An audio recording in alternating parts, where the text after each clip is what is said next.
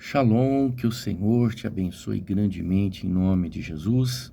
Estamos aqui para mais um devocional, hoje no livro de Salmos 68, versículo 6. Mas se você ainda não é inscrito no nosso canal, se inscreva no nosso canal, compartilhe esse vídeo, mande esse vídeo para mais pessoas, porque você estará nos ajudando a propagar a palavra de Deus aqui através da internet. Salmo 68, versículo 6 diz assim: Deus faz com que o solitário more em família. Ou seja, Deus arruma uma família para o solitário. E tira os cativos para a prosperidade. Só os rebeldes habitam em terra estéril. Olha só o que diz esse Salmo 68, versículo 6. Este salmo, ele está dando uma mensagem para aquele que se sente solitário, né? Solidão. Deus pode fazer uma pessoa solitária encontrar uma família. Deus pode fazer com que os cativos sejam soltos. Quem são esses cativos? São os rebeldes, né? Aquele que reconhece, que deixa o seu pecado de rebeldia e volta para a verdade. Aí ele coloca essa pessoa numa vida de prosperidade. Mas aqueles que querem se manter em rebeldia, esse vai morar numa terra onde não produz nada, ou seja, nada que essa pessoa fizer vai vingar, vai prosperar. Terá a mão morta, né? Não vai prosperar em nada. Então, hoje nós vamos falar um pouquinho sobre solidão. Existem muitas pessoas que se sentem sozinhas, né? Então, atenção você que às vezes se sente sozinho, que às vezes se sente sozinha. Tem muita gente que convive com esse sentimento. E o celular, ele é o maior responsável por isso. Muitas pessoas ficaram horas e horas no celular e se distanciaram das pessoas. As pessoas acabaram se distanciando uma das outras por causa do celular. Acabaram criando um muro, uma proteção, uma barreira e não conseguiram se comunicar, se tornaram introvertidas, né? E por causa disso, porque se tornaram introvertidas, essas pessoas acabaram se isolando de outras pessoas. Tem aquela questão também, solidão é de Deus, né? Porque tem gente que fala assim, Deus me deixou um tempo sozinho para mim pensar, para mim refletir, é um tempo que eu estou sozinho para mim meditar. Solidão não é de Deus, não confunda solidão com solitude. Solitude, sim, pode vir de Deus. Solidão, não. Então, Deus não deixa ninguém solitário para refletir mais, para pensar mais. Então, o texto que nós estamos lendo, ele está dizendo que Deus pode fazer com que uma pessoa que seja solitária encontre uma família e que os cativos sejam livres. Então, para quem não é rebelde, né? Deus, ele tem planos, projetos. Não é que ele vai tirar a pessoa, porque a verdade liberta. Quando a pessoa foi liberta, ele não vai tirar a pessoa para a pessoa viver uma vida do jeito dela. Não, é do jeito dele. Veja que ele liberta os cativos para a prosperidade. Só os rebeldes habitam em terra estéril. Então, quando a palavra de Deus, ela nos confronta, guarda isso no teu coração, ela nos liberta. Os rebeldes não aceitam o confronto da palavra. Quem é rebelde não aceita o confronto da palavra. Por exemplo, tem gente que não suporta ouvir sobre o seu erro, independente de qual seja o erro dela. Tá? Tem gente que não suporta ouvir sobre o seu erro, mas a verdade é a melhor coisa para nos fazer sair de uma prisão que nós vivemos. Então, nós temos que aceitar a verdade que vem sobre nós para nos libertar. Então, ela liberta os presos para viver de acordo com a vontade de Deus. E a solidão, de fato, é um peso que a pessoa vive. Ninguém merece viver na solidão. Por isso, é melhor eu consertar os meus caminhos. Então, vamos lá. Por que eu vivo na solidão? Então, primeiro eu tenho que achar aonde está a minha falha. Eu preciso localizar dentro de mim aonde está o meu erro para mim consertar, para que Deus me liberte desse sentimento, como diz o texto, e me faça viver para a sua prosperidade. E a prosperidade de Deus envolve viver em família, tá? Então, vamos lá. O que eu tenho que fazer para vencer a solidão? Por que eu vivo sozinho? Por que eu vivo sozinha? Primeiro ponto, e olha, como eu disse para você, às vezes, quando a verdade vem de encontro conosco, nós não suportamos ouvir sobre o nosso erro. Nós não aceitamos sobre o nosso erro. Por isso, nós temos que deixar a verdade nos libertar disso. Eu estou aqui para te ajudar, não para te acusar. Eu vou ajudar você agora a identificar aonde está o seu erro, que faz você se tornar uma pessoa tão solitária. Então vamos lá, por que eu vivo sozinho? Por que eu vivo sozinha? Primeiro ponto que afasta as pessoas de você, a religiosidade. Religiosidade é terrível. Religiosidade, ela envolve santarrice. É quando a pessoa se sente mais santo do que os próprios anjos do céu. É ou não é? A pessoa é tão santa, ela é tão religiosa, que ela acusa todo mundo. Ninguém está certo para ela, ninguém é bom o suficiente para ela. Ela está certo, todo mundo está errado. Os seus líderes estão errados, os seus familiares estão errados, as pessoas com quem ela convive estão erradas. Por quê? Porque ela é santarrona, entendeu? Ela convive com a religiosidade e ela perde. A religiosidade faz a gente perder a sensibilidade, principalmente com Deus e principalmente com o nosso próximo. A religiosidade faz a pessoa perder a empatia. Ao invés da pessoa ver a pessoa que está precisando de ajuda e ajudar, não, ela acusa, ela aponta, ela julga, ela fala para as pessoas, ela usa as redes sociais da internet para jogar indiretas. Tudo isso é santarrice. E por causa da santarrice, da religiosidade, a pessoa perde a sensibilidade com Deus. Santarrice não gera sensibilidade. O que gera sensibilidade é uma vida de oração, de jejum, de leitura com a palavra de Deus. É isso, porque quando você ora, você se conecta com Deus. Quando você jejua, você mata a sua carne, você quebra o seu eu, você quebra as suas razões, você quebra você. E aí você estuda a palavra de Deus. E você vai ver que a palavra de Deus é coberta de misericórdia, de amor, de bondade. Você vai entender que as misericórdias do Senhor são as causas de nós não sermos consumidos. Então, a religiosidade afasta sim você das pessoas. Você vai se tornando uma pessoa chata, você vai se tornando uma pessoa acusadora, você vai se tornando uma pessoa juiz, né? E você não pode esquecer que o papel de acusador pertence ao diabo. Nós temos o papel de mensageiros. Nós divulgamos as boas novas de salvação.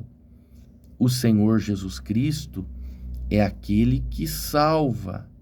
O Espírito Santo é aquele que convence. Deus é aquele que julga e Satanás é aquele que acusa. Então, cada um tem uma função. Quando nós saímos da nossa função e queremos exercer outras funções, nós nos tornamos religiosos. E isso, sim, afasta as pessoas de nós. Nós não estamos falando em fazer aliança com o pecado, mas nós estamos falando de ajudar as pessoas de uma forma amorosa, amável, com carinho, com mansidão. Amém? Uma outra coisa que afasta as pessoas de nós são os nossos comportamentos, o nosso jeito de ser. Ah, eu sou assim, bispo, Deus me fez assim. Você não é que Deus te fez assim. Você precisa ser moldado de acordo com a vontade de Deus. Tanto que ele diz assim, aquele que não morrer e não nascer de novo, não pode ver, nem ver o reino de Deus, quanto mais entrar. Então, não é que você foi criado assim, você foi feito assim. O pecado deformou você. Por isso é necessário nascermos de novo. Então nós precisamos mudar o nosso jeito de ser, os nossos comportamentos. Isso afasta as pessoas de nós. Tem gente que fala, bispo, parece que eu não vou casar, parece que eu não vou arrumar ninguém. Talvez é o seu jeito de ser, talvez o seu comportamento, a sua forma comportamental afasta as pessoas de você. E quando eu digo comportamento, envolve tudo.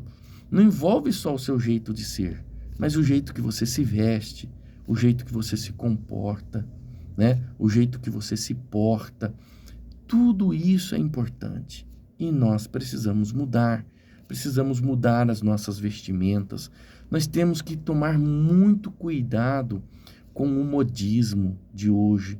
E isso não é só para as mulheres. Os homens também estão se amoldando aos modismos de hoje. E isso é muito perigoso. Aquela calça apertada, aquela calça pula-brejo, aquela moda criada por consultores da moda, vamos assim dizer, que não tem temor à palavra de Deus, né? Que não tem o mesmo segmento que nós. Então nós temos que tomar cuidado. Tem muita coisa boa, sim, mas tem muita coisa que tem que ser descartada. Por isso nós temos que reter o que é bom e descartar o que não presta. Então até a nossa roupa mostra o nosso tipo de comportamento. O que me afasta das pessoas? As nossas palavras. Também as nossas palavras.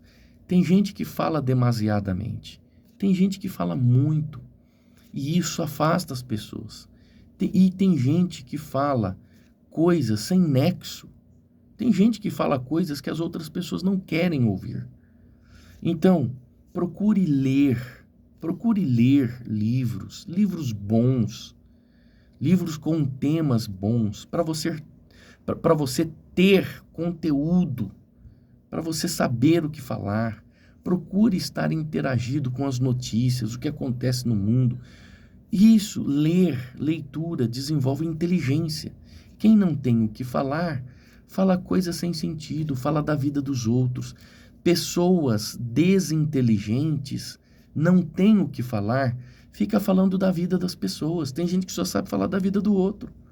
Basta essa pessoa se assentar em qualquer roda que ela está colocando defeito no trabalho do outro, ela está colocando defeito no ministério do outro, ela está colocando defeito no que o outro faz, no que o outro deixou de fazer. A pessoa só vive falando da vida do outro, vida alheia. Por quê? Porque ela não tem conteúdo inteligente. Isso afasta você das pessoas.